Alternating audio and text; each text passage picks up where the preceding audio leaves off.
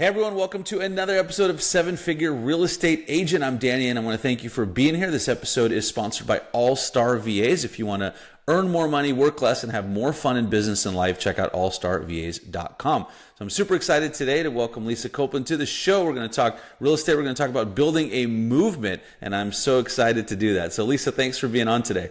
Thank you. Thanks for having me, Danny. So I love that you said that earlier, which is, repeat that for me one more time. Build a movement. How'd that go? Build a movement, build an empire. And, whether you're doing it in real estate or in any other business, it's the only way to get real velocity behind whatever you're doing, right? You want to have people out there that are your brand ambassadors. So Lisa, tell me a little bit more about that. How have you been able to do that in your life? And then let's talk about how we can, help the folks that are watching do that as well. Yeah. So, I believe that you have to believe that what you do matters. And so about 15 years ago, I was the first car dealer to relaunch Fiat and Alfa Romeo to America. And as much as exciting as that sounded, it was a lot of work. It was really tough, right? Like you've got people that car left America the first time is Fix It Again, Tony.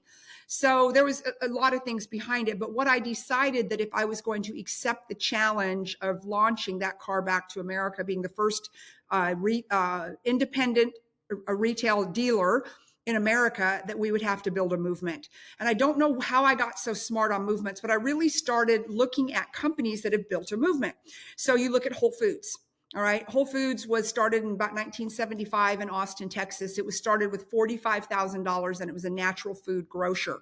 And what they did is that they built a movement behind the health movement, the health craze, the organic food movement. And from that movement, they found people that were willing to go and pay more and really evangelize the cause. And you look at what Whole Foods has done over the years. And in 2007, it was sold to Amazon for $13.7 billion. Another good company that built a movement was Tom Shoes. It was the 1-for-1 model. And the 1-for-1 was he was doing the show Amazing Race. And he had been over in Argentina, and he saw children running around all during the day and they didn't have shoes on their feet. And what he found out was with no shoes, they couldn't go to school. And we know what happens to kids who can't go to school and get an education. They fall into poverty. So he came back from doing the show, The Amazing Race, and he started Tom Shoes.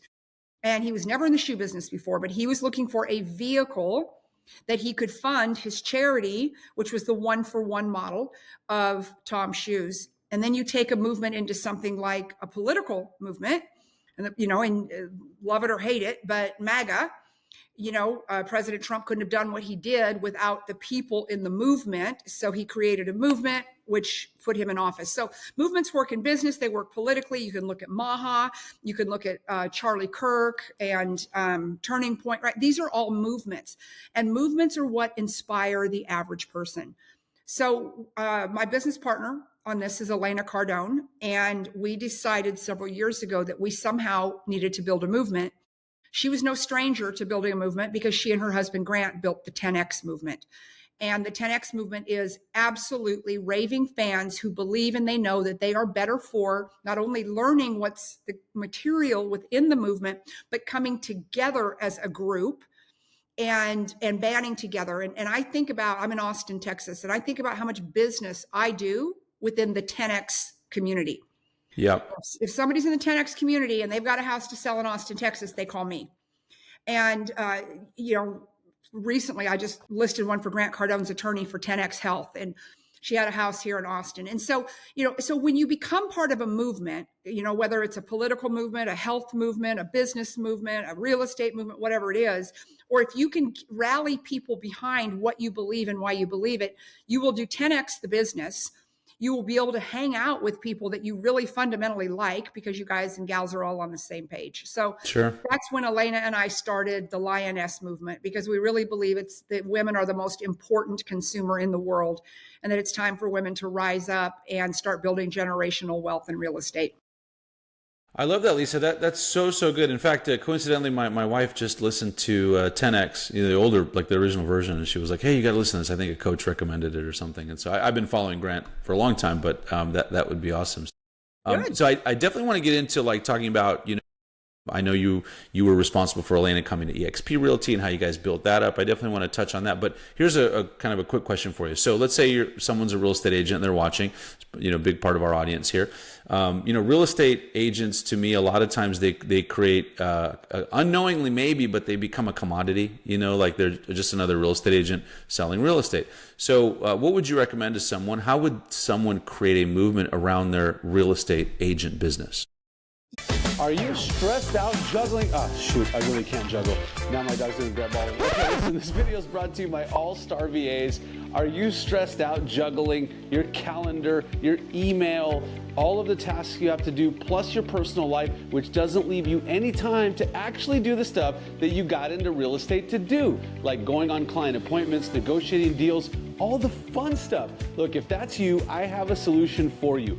My team of all-star virtual assistants helps me do all of those things so that I can do the stuff that I love doing. And we can install an all-star virtual assistant for you in your business, whether that's an executive assistant, a social media manager to blow up all your accounts, a marketing manager, an inside sales associate, a customer care manager, and plenty of other positions starting as low as $4 an hour.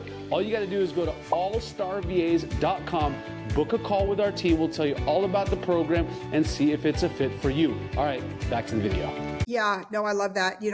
Every person, the stat, I just read it recently, but every person on the planet knows 12 real estate agents somehow, some way.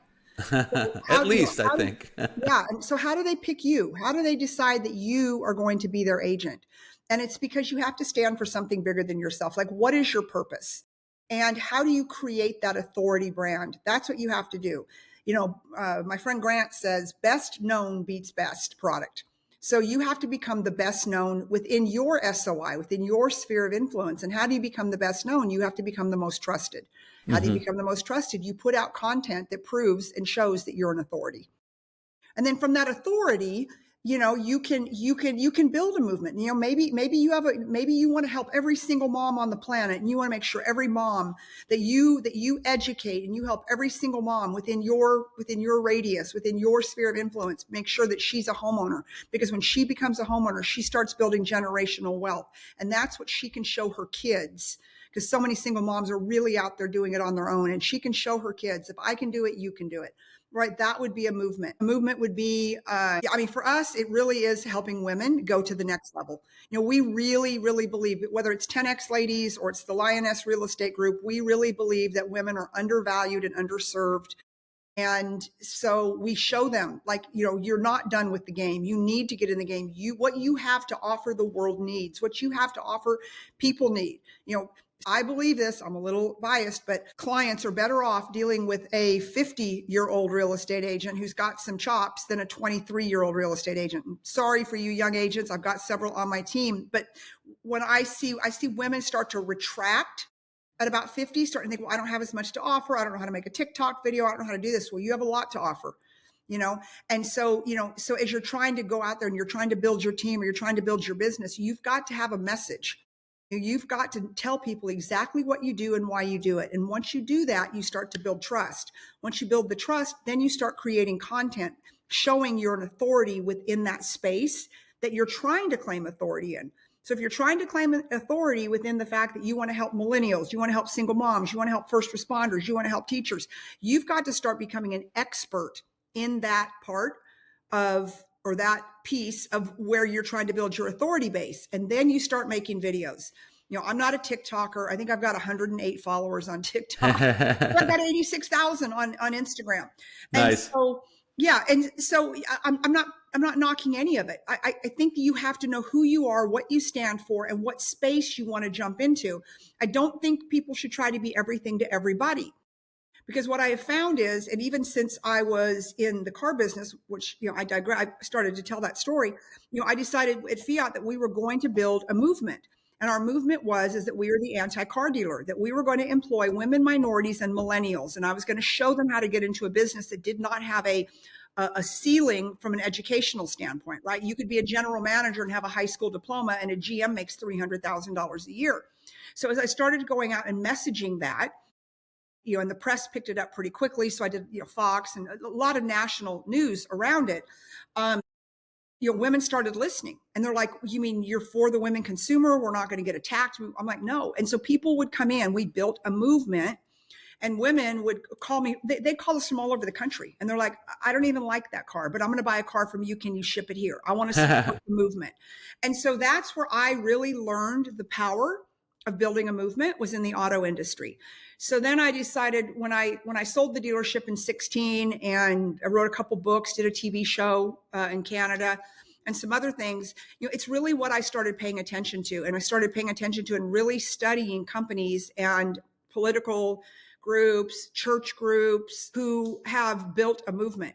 See, you can spend millions of dollars on advertising, but if other people are not spreading your message, if you cannot build a base of people, of advocates, of disciples, I like to call them, that go and tell your story, you can spend yourself right out of business.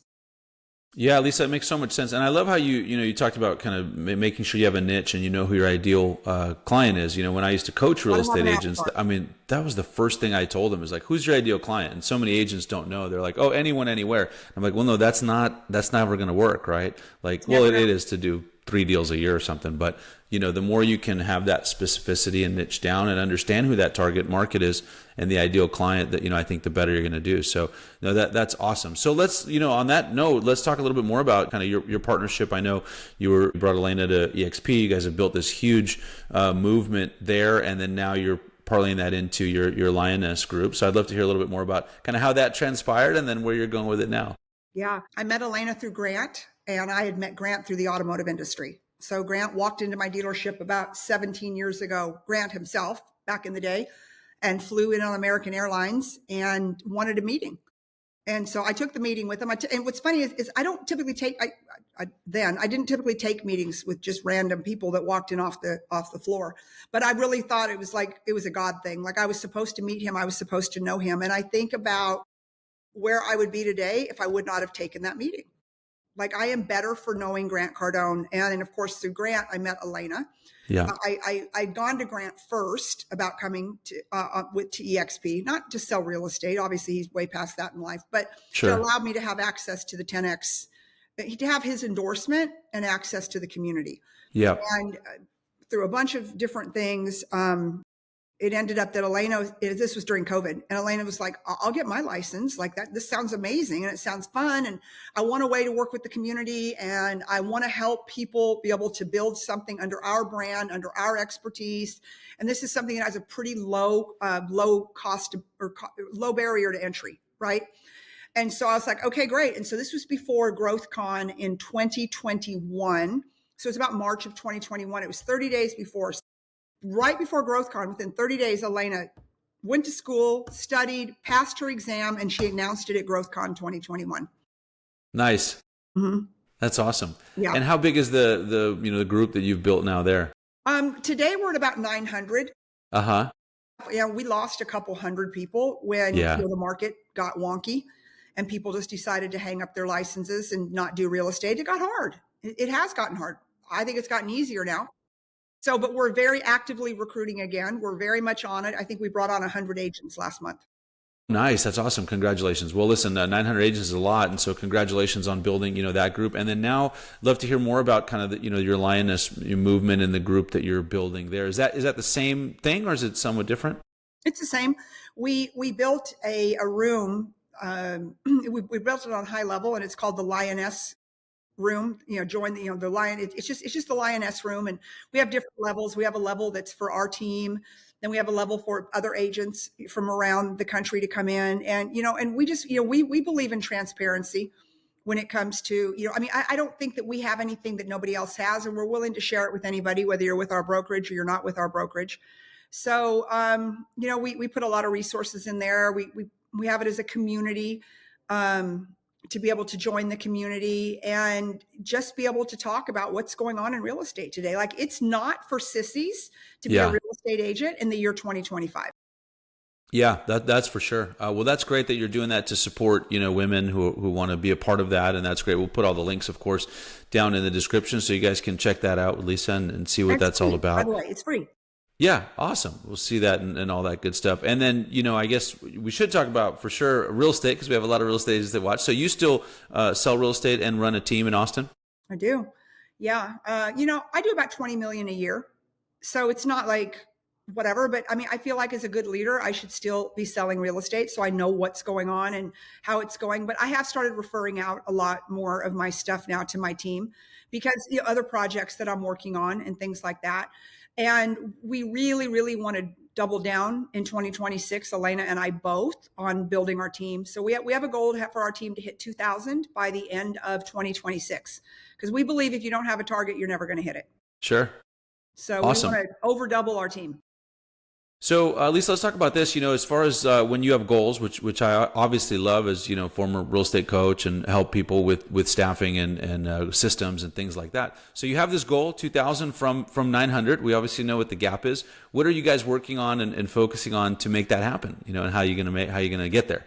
Yeah, we've gotten really focused. We've hired a company to help us do all of our ads, our videos and things like that, to set appointments for us. So before, like we didn't have a professional appointment setter. We're doing calls every other week. Now we used to do them every week, and we'll probably go to every week again. But Elena and I've got some travel coming up. So calls, they're calls so people can meet us, get on the call. And so our ads are driving people to the call. So, we've got a system, and we went about 2 years without a system. And we kind of got busy and we had other things going on, but we really decided to buckle down 6 months ago. And we've really seen massive growth, because we were we got down to like 700. And so we were like, oh no, this can't happen. So right. We've put on about 200 agents, and then it starts to get fun again at about 900. And we know at 900, and the thing we're excited about is we're spending a lot of time helping our agents and showing our agents how to recruit, how to attract other agents into the organization. So we're even seeing, I have a new agent that I just brought on my team, and she's already brought 5 people in, and she's been here like 3 weeks. Oh, it's awesome. So it's about excitement. It's about momentum, and it's about knowing that your leaders are in it to win it. Yeah, for sure. So let me ask you this question, kind of an interesting one. So Elena obviously, doesn't sell real estate, and so she, But that's she not does. her. Oh, she does sell real estate now. Oh, I didn't know that. Okay. She does big ones. So we laugh. Yeah. She was Okay. like, I just won for 16 million. So she caps every time on her first deal. Love it. So yeah. Okay. So she sells 1 or 2 a year. Yeah. Okay. Excellent. And then how does, because obviously, Grant's business is 10X and all the things that he does, how does she, since she's doing all of that, how does she then, kind of parlay that or talk about real estate or be known for like, hey, come join my team at EXP? Because I've always felt like if someone's doing, 5 different things, it gets a little bit harder, it gets a little muddier. But how does she kind of transition that and do that seamlessly? I think it gets harder and muddier for the mere mortal, for you or for me. Elena Cardone is not a mortal. And so her and I talk every day, and we put events on her calendar. They actually let me do an altar call from 10X ladies. I was one of the speakers, which was awesome. But the first time ever that, that she said from the stage, I could say, if you're an agent, click here. We had a booth outside. So, we're just getting a lot more intentional. Got it. Yeah. So it's all about systems and intentionality. Yeah. That makes sense. Yeah. And so, Excellent. a lot of the lift I do initially, but then, when we've got people that are super close, then, we'll pull them all onto one call. Elena will get on the call. She'll talk to them, but she is super engaged. Yeah. People ask me all the time. They're like, is she even engaged? I'm like, beyond. Like earlier, we were on a call with our graphics team, and we have that every Monday morning at 8 a.m. Central, 9 Eastern. And we talk to every week. We've done that with our onboarding team. We talk to them every week. So, we've got about 6 different people on our team that do, the onboarding, the graphics, the marketing, the video, all that. Sure. And we have meetings with them every week, and Elena's on 90% of them. Awesome. Oh, that's super cool. That's really great to hear.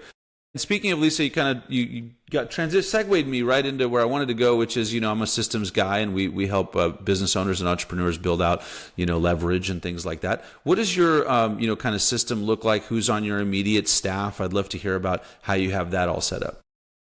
Yeah, so Elena and I both have assistants, full-time assistants that handle our scheduling, that handle just stuff, that we throw their way to run our business. Then we have a marketing team, and our marketing team has got, and they're VAs, but they've been with us for 3 years.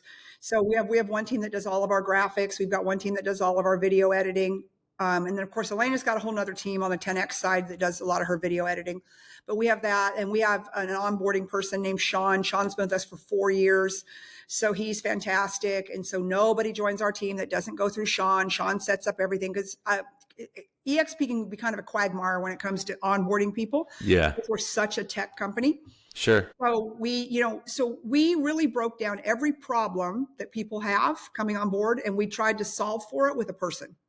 Because I don't think anything gets rid of people. Yep. No AI, no anything. It's that there's got to be a person there, especially when somebody's new, to hold their hand, to encourage them, and to help them get onboarded. So we have all of that in place. Yeah, that's fantastic. And then Lisa, as far as kind of hierarchy, and when people start building bigger teams, one of the things I see a lot of times is they tend to become a bottleneck themselves because everyone's now kind of coming to them with all of this stuff. What is your day to day, I would say, in terms of who do you interact with and how all of that gets filtered through your organization? Yeah, so I pretty much interact with everybody on my front line, and my front line is only about 38 people.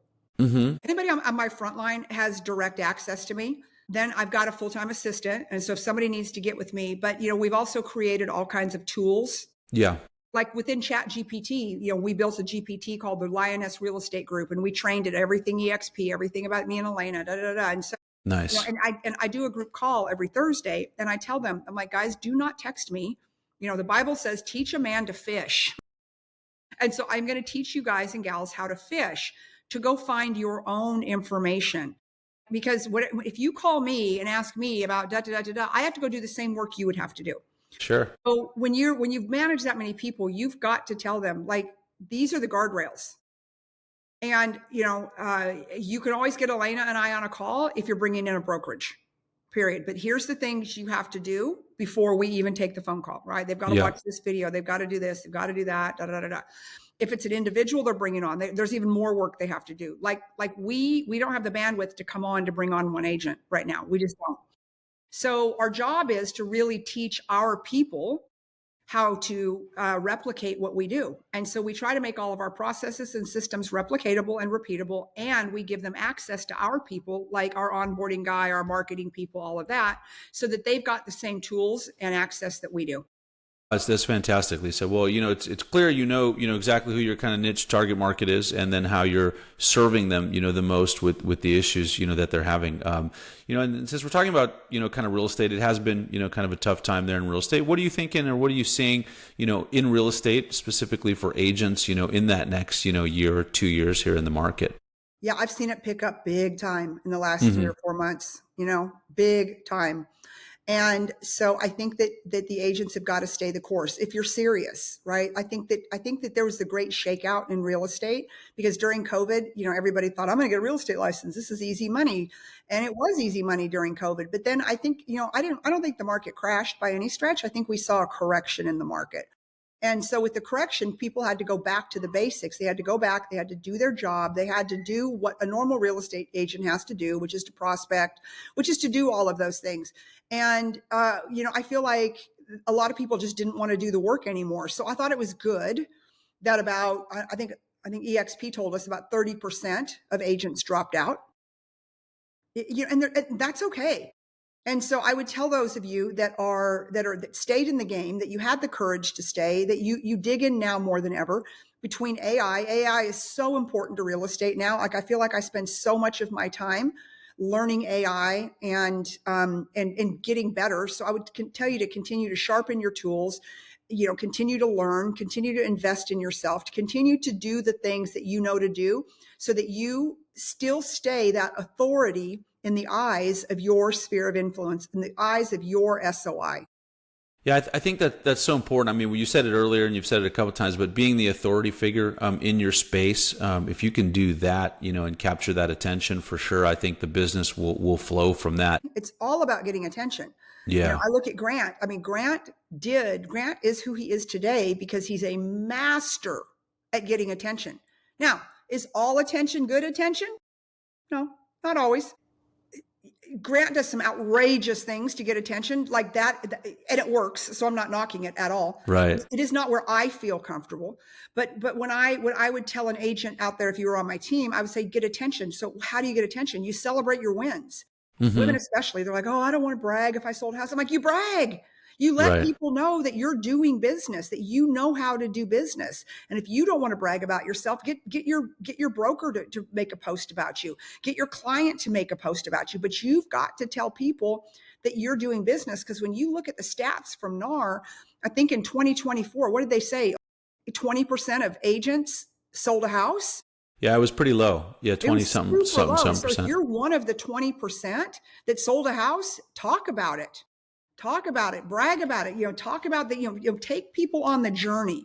I think that's one of the reasons that video content is so popular, is that people like to go on the journey with you. They like to know what you did and how you did it. They don't even care about the end result as much as they care about the journey and the people and the places and the outcome. And how did you affect that client's life? How did you change that single mom's life? How did you help the first time investor get into a cash flow positive situation? How did you help them start to build their empire, right? It makes people think. And then when they think about real estate, they think about you. Yeah, Lisa, that is such a great point, because I see so many agents posting, like, I always get a slight chuckle because when they just post like, oh, just sold, or they post the thing with the key. And I'm always like, guys, take someone on a journey or share a story about the situation. Don't just post, I sold this house. Great, you sold this house, but tell us more. And so that is so important, what you just said, for sure, for all the agents that are watching. Make it a little more exciting, than just here's me and my client. I mean, you may as well make it, because I see people watch the most ridiculous stuff on social media. So make it where they're watching your stuff. Yeah, that's right. Your style is TikTok and doing crazy things. That's just not my style. I feel like I'm too old for that. I feel like my friends would be like, what is she doing? But I do put out expert content all the time. I'm very opinionated on what's happening on planet Earth, what's happening in America, what's happening. Elena and I own a mortgage company also, Cardone Mortgage. So I'm very, very opinionated about what I think is going to happen with rates, what I think is going to happen in the economy, what I think that President Trump has done that's positive for the economy. Right. So, you have to get to the point where you're not afraid to make an opinion, because that's when you're truly an authority. Now, am I always right? No.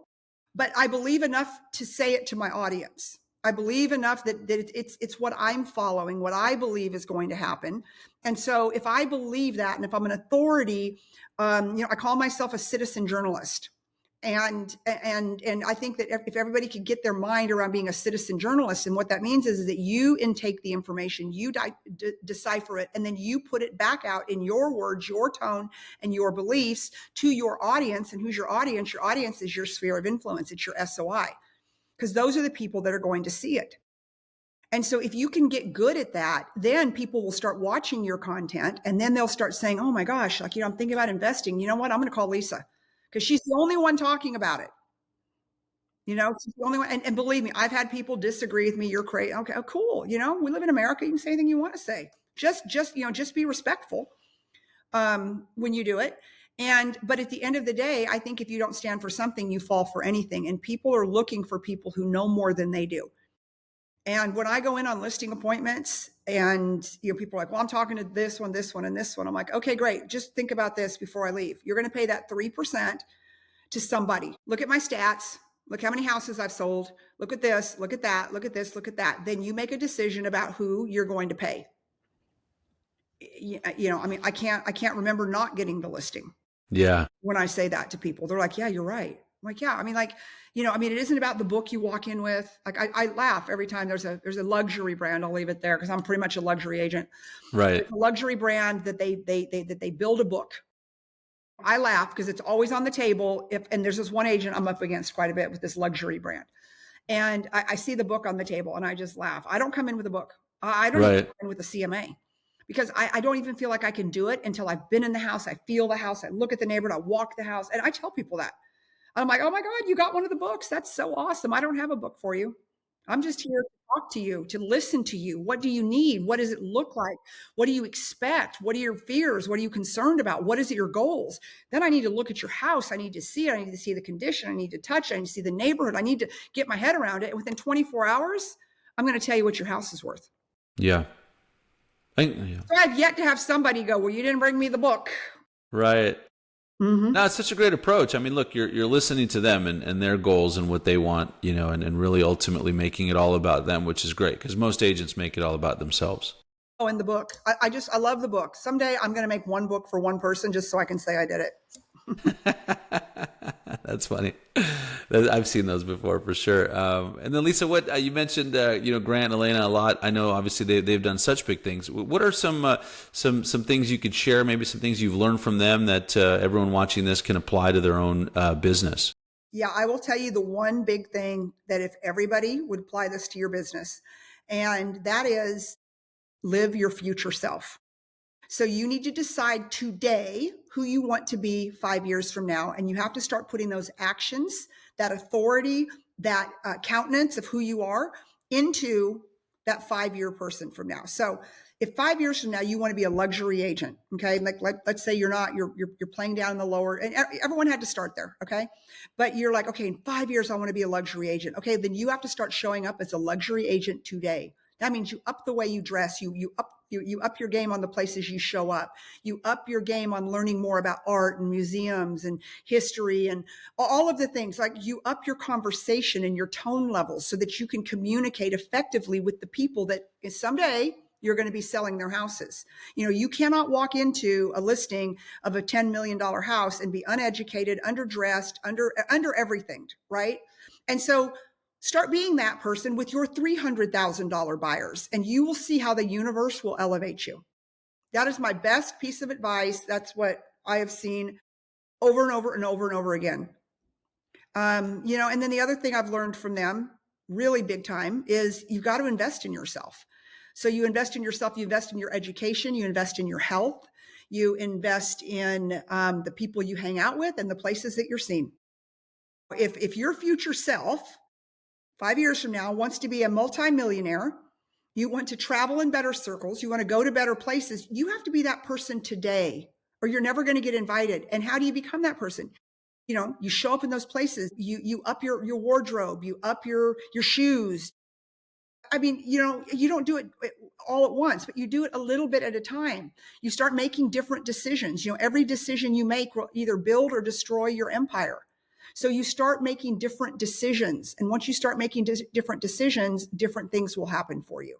Better things. So you make better decisions, you have better options in the future. I think, Lisa, that's such great advice. I'll never forget when I first started selling real estate long time ago in Southern California is where I lived. And I wanted to do luxury. And so I went and interviewed like the top luxury agent in LA. And I was like, hey, how do you do luxury real estate? And he's like, oh, it's easy. Just hang out with more rich people. And he's and I was like, hey. He's not Makes wrong. sense. People aren't going to hang out with you if you're all beat up and can't speak and can't hold a conversation and don't know what's going on in the world and, all of that. That's right. That's right. Well, I followed his advice. I mean, I went, I joined a country club, which made me up my game with golf and how I dressed and, how I spoke and what I knew and everything. And so I think the advice is great. But that is, Lisa, that's such great advice of what you learned from Grant and Elaine. I think that's awesome. I just thought of something cool that since you know this space so well about getting attention, growing businesses, I'm going to put you on the spot for a second. Is that okay? So I'm currently growing a virtual assistant staffing company. It's called All Star VAs, and I've been doing it for a long time. But recently, over the last year, we really kind of gone all in on that and stuff. And so I got a question for you: is what advice would you give me on how to grow that business? I really believe in virtual staffing and helping people grow their systems and automations and leverage, and so that they can focus on money making activities and really have more fun in business and life. Yeah. If it was me and I was you, I was trying to do that. I would definitely make a list of the top agents. Is it just in real estate? No, we help, and real estate agents are probably about 40%. Real estate community, I would say, is about 40% of our business, but we help all entrepreneurs and business owners. I have doctors and podcasters and lawyers and manufacturing companies and all kinds of clients. Wow. I love that. And do you have a whole sales force? Yes, we have a sales force. We have recruiters. We have fulfillment. We have all that stuff covered. So it's just about getting attention to what we do and then showing people how awesome it is and how cost effective to have, whether it's an executive assistant or a social media manager, video editor, or an inside salesperson that's making calls all day. It's everything. Like I will be here to testify for you. I don't do business with your company, but I do business with a good VA company. Couldn't even tell you the name of them, but it doesn't matter. And just how a well-trained VA can change your life. I mean, like I look at Sean, my onboarding guy, he's got a PhD. Yeah. He's a smart guy and he's very cost effective. He's very proud of his work. Like what I find about these VAs is they take extreme pride. It's like I feel like that there's just no pride with the American worker anymore. That's how I feel. And I'm so pro-America that even the fact I hire VAs is probably against who I am. But I feel like that these people really want to do a good job and extreme pride. They're extremely educated. And so I think if I was trying to build that, I would try to get onto, I would create a bunch of content, right? Becoming the authority in that space. I would get a lot of testimonials. And even if it was from people that are not working with your company, because I know there's a lot of people, even on my team. I'm like, go get a VA. And they're like, I'm scared. Who's going to train them? I'm like, well, someone's got to train him. That's you. Hello, it's your business. But if you can find the right people, the right fit, you will elevate your business greatly. And I have found that there are people here that are stateside that don't want to do the work. Right. I have a terrible time trying to find somebody who wants to do the work. And so, if you don't want to do the work, that makes us look elsewhere.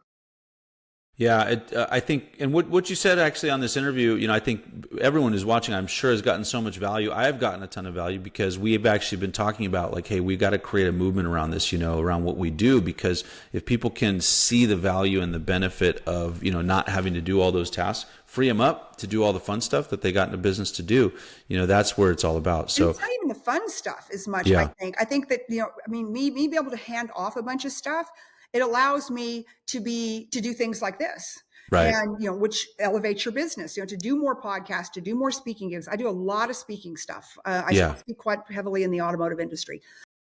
And, and so, you want to take more stages. You want to get more stages. You want to get more podcasts. You want to get more, where you're speaking not one-to-one, but one-to-many.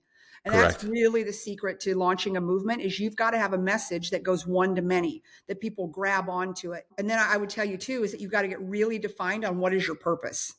Why do you do what you do? And that's one of the things when I go speak and they have me speaking on purpose, I'll ask the audience, do you believe that what you do matters? And what would you do if money didn't matter?